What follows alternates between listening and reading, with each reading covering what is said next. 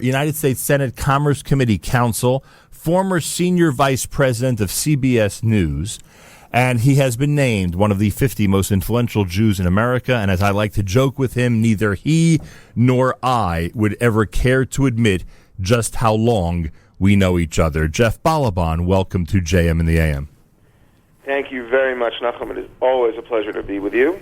Greatly appreciate that. I'm very excited about this morning's debate. Yes, it's going to be interesting. All right, we'll start with the opening statement. City Councilman Greenfield, whether it's obvious or not to our listeners, let me point out that you are openly supporting Hillary Clinton, the Democratic nominee for president. Jeff Ballabon is supporting the Republican side and is being outspoken at this point for Donald Trump, as he is the candidate on the Republican side. City Councilman Greenfield, your opportunity for an opening statement this morning. Go right ahead.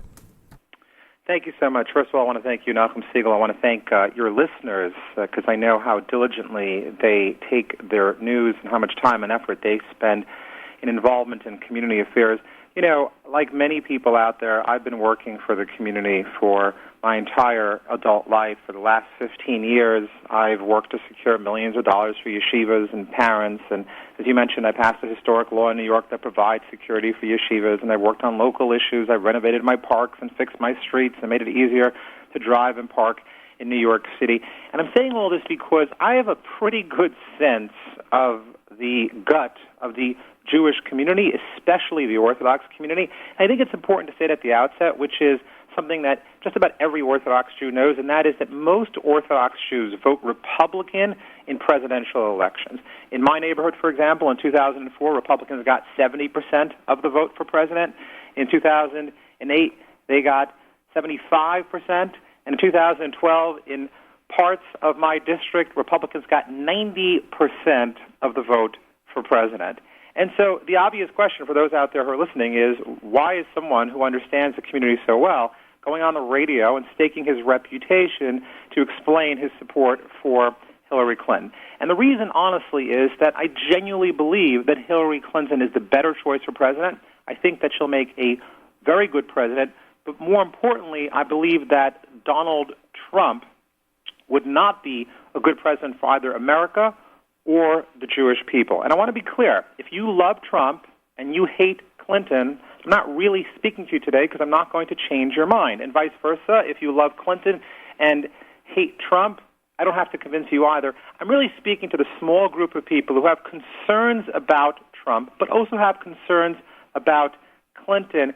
And I'm going to explain why to that group I think Clinton is the far better choice for president. All right, and we will get to some of those reasons when we start asking our questions. And now Jeff Ballabon, who I mentioned everybody is supporting the Republican side and Donald Trump and his candidacy this coming Tuesday. Mr. Ballabon, your opening statement, please. Thank you. First of all, I have tremendous respect for David, and he and I have been friends for many years, and I know there's a lot of mutual respect. And I also know that he's in a tough position, as he points out. The community, especially Nachum, your listenership in our community, by and large, when it comes to presidential elections, for many years now, has realized that the Republicans' positions are much more favorable to our interests. And that means both our domestic interests and our foreign interests. David does use his role to try to protect us within a more and more openly hostile political party. Democrats have turned against the Jews in very, very strong and powerful ways now. And it's not just in terms of their treatment of Israel, which is appalling, but it's also in terms of danger to our own religious liberties, which we'll be discussing during the course of this morning. These issues are life and death for us, both physically and spiritually, and the choice has never been clearer than it is this year in the 2016 election between Donald Trump and Hillary Clinton and between the Republicans and the Democrats. All right, Jeff Ballabon with his opening statement, and Jeff does get the first question. Again, the format, pretty simple, within reason, a minute or two to answer each question, and of course, the other person in our forum will have that same opportunity, and then we'll switch in terms of who gets the next question asked to them. The first one is, Mr. Ballabon, many members of the concerned about Israel community are wary of the Obama administration-led Iran deal. How do you think the respective candidates and parties will deal with it at this point?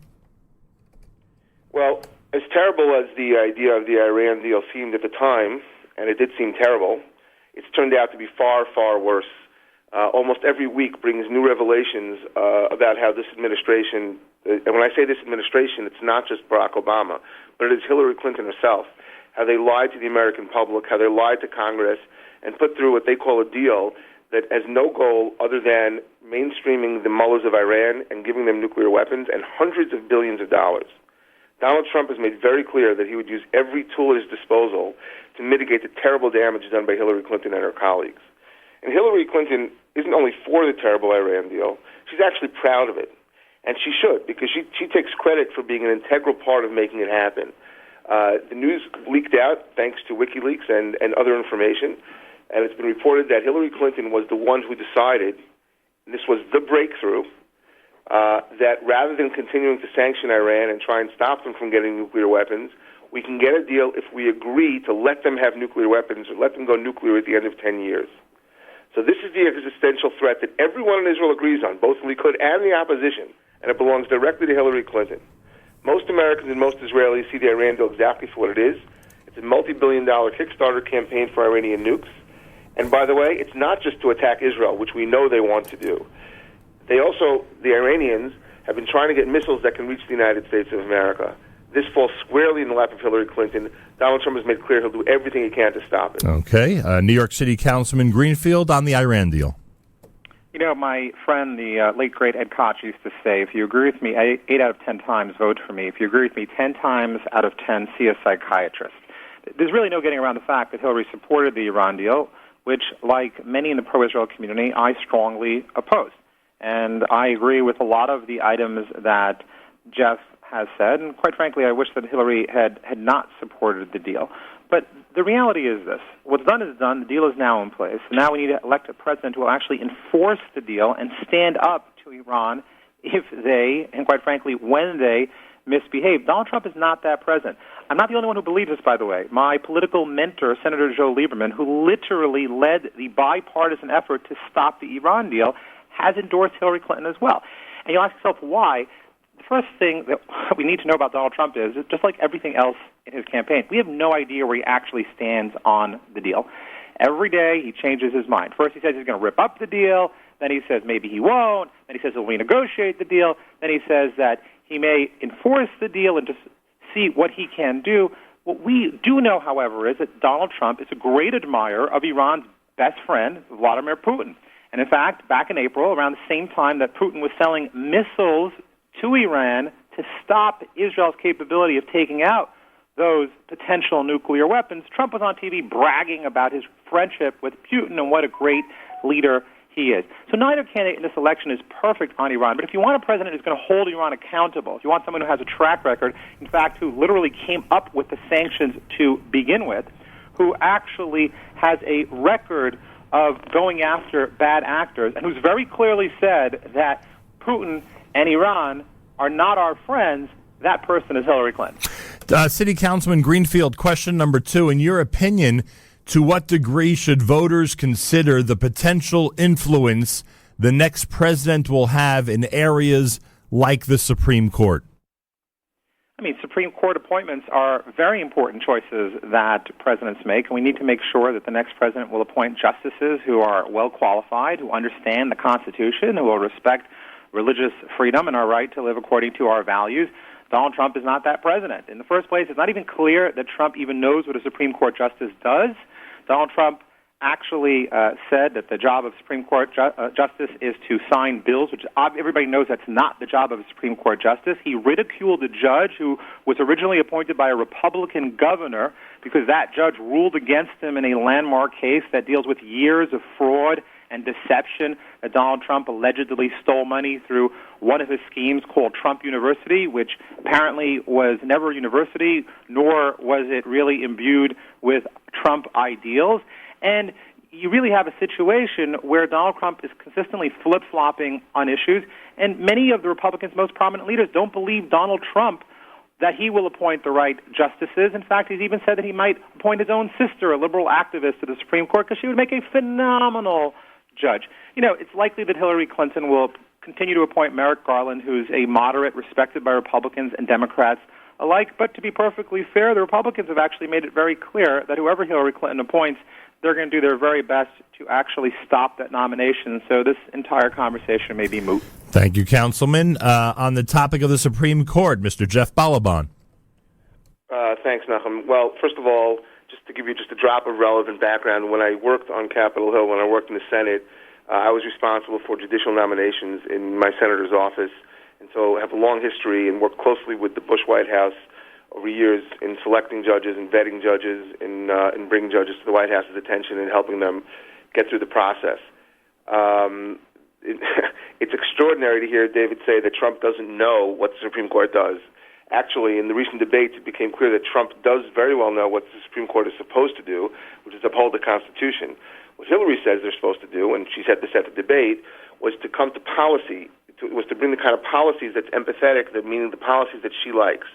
I will tell you, Supreme Court nominations and generally federal court nominations is the single most important issue for the Jewish way of life in this country. We take for granted our religious freedoms. We think that we're always going to have them, but we are now on the brink of losing them. You know, you talked at the outset about how David had a law, which I applaud, to bring money for security for yeshivas. That law will be gutted by Hillary Clinton's appointees. And it's not just that law. Right now, I'm part of groups from lawyers and from policy experts. We're having frantic meetings about what to do if Hillary becomes president, because we've seen a tremendously alarming trend in recent years of judges ripping up religious rights.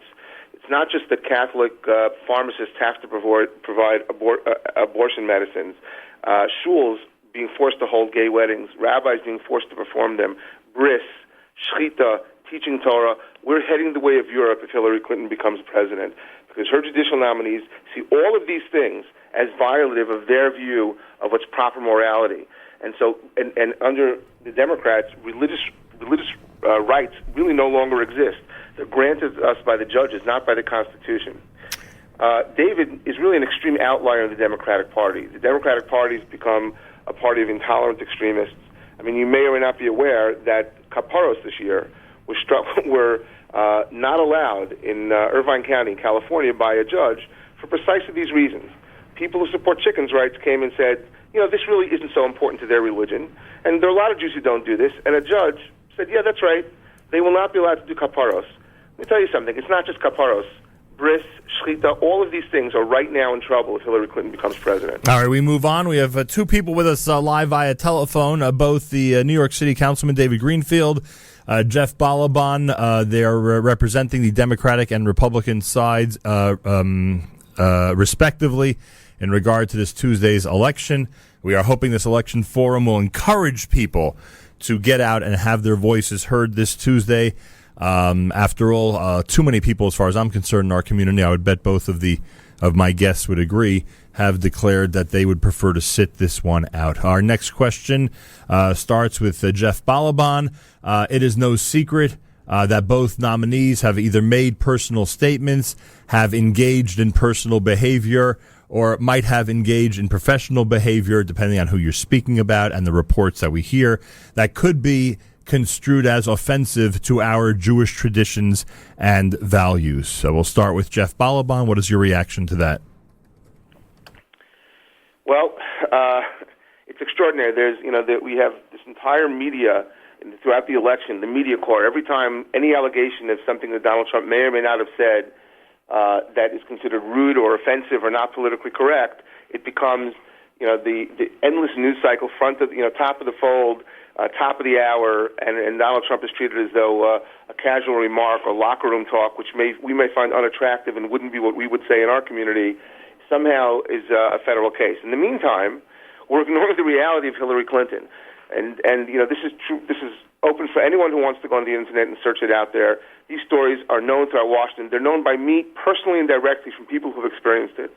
Hillary Clinton, the words that come out of her mouth can't even be said on this radio show, not just in general in terms of her vulgarity. Nothing Donald Trump has ever been accused of comes close to the way she talks about Jews. I can't repeat what she says about Jews. You have to go online and see what she says.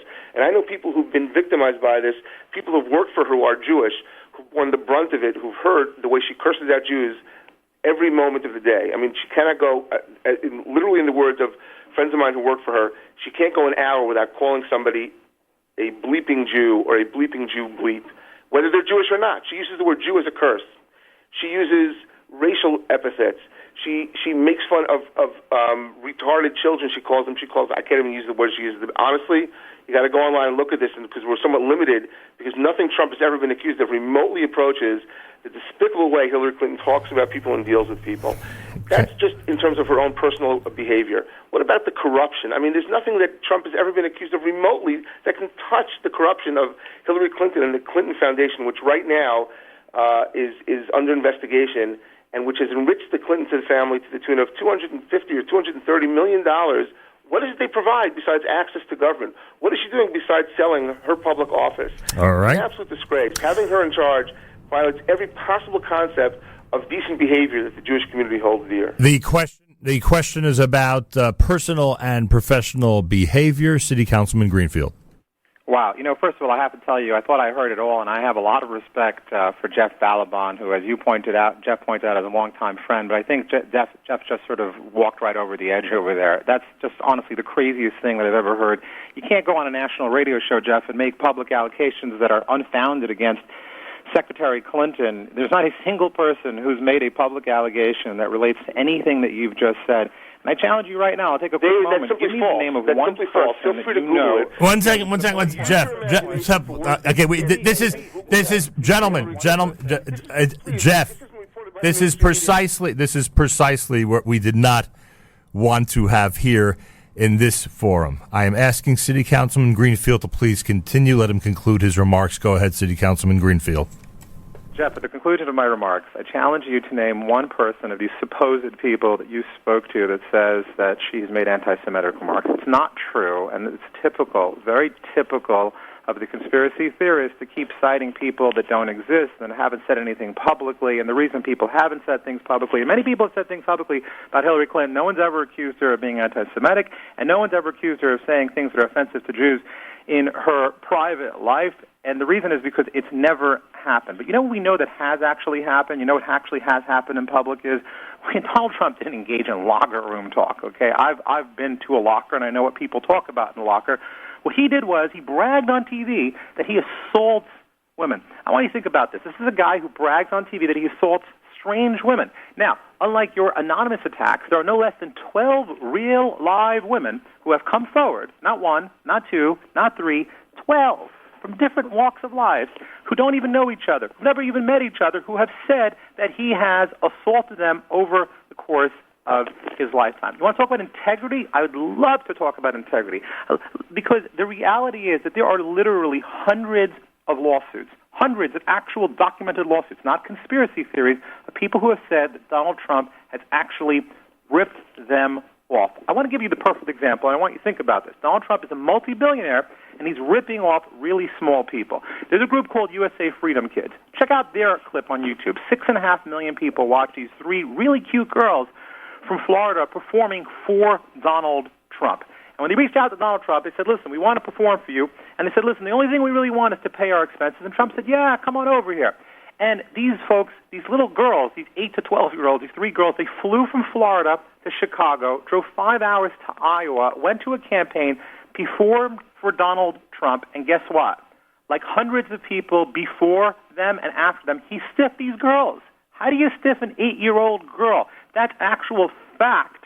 And so the reality is that when you talk about waiters, bartenders, real estate brokers, a glass company, a carpet company, painters, this guy has stiffed and ripped off more people than anybody I've ever met in my life. All right. If you're talking about integrity, Jeff Ballabon, if you were running for president, if you, Jeff Ballabon, running for president, I would not question your integrity individually because I've known you for 2 decades, but you can't defend Donald Trump because Donald Trump on integrity and public remarks is indefensible. Go ahead, Mr. Ballabon. I got to say something. And, don't talk to me about my integrity, David. We agreed to try and be polite and civil and courteous. We've known each other for many years. In the course of the last answer, you directly accused me of being a liar and being crazy or saying crazy things. Right? In fact, David, when you say that you've never heard of this or no one's ever accused Hillary, she's been sued for this. Again, these are words you can't say on the radio. She's Give me been one name. Precisely for her anti-Semitism in treatment of the people who work for her. Right? Look it up. She's been sued for it. This is not something which is a one-off. You're an expert. I'm an expert. Give me one name. Okay, so I'm sorry. You're standing there. Maybe you're ill-informed. Maybe you don't know. I'm not going to call you a liar. I'm not going to call you crazy. You're in a very rough position. You're defending the indefensible. You're defending Hillary Clinton's personal morality, which is there's no one in this country who thinks that Hillary Clinton's personal morality can be held up for approval. City Councilman Greenfield. But to call me a liar, I'd like you to retract that right now. City Councilman Greenfield. Online, you're just ill-informed. City Councilman Greenfield, final remarks on this issue. Go ahead. Jeff, I never called you a liar. I like you. I respect you. But you can't make an allegation that is that preposterous without giving an actual name. And you've yet to give me a name. And listen, I've worked in Democratic politics my entire life. You worked in Republican politics your entire life. I've never met anyone who made any allegation like that. You say you have. Give me a name, and we'll Google it. I met many people. But you can't give me a name. You can't just make an allegation. His name is Paul Frey, F-A-R-Y, I believe. Hang on. Look it up actually very quickly. All right. This is the JM and the AM Election Forum. There are many issues of importance to our community, to say the least, and we are exploring some of them this morning with City Councilman Greenfield from New York, with Mr. Jeff Ballabon, who has been working on the Republican side in the political arena for many, many years. And we move on to the next question, and I believe this next question starts with City Councilman Greenfield. The question is, it is no secret that President Obama has not had a warm relationship with the current Prime Minister of Israel. Is your candidate, the one you're supporting, someone who can establish a warm relationship with Israel's leadership? City Councilman Greenfield. Thank you very much for that question. You know, I absolutely agree with you. In fact, I personally, as a Democrat, have actually called out President Obama on his relationship with Israel, which, as Jeff will tell you, is not easy to do when you're a member of the same party. The reality, however, is that when it comes to Hillary Clinton, it's actually different.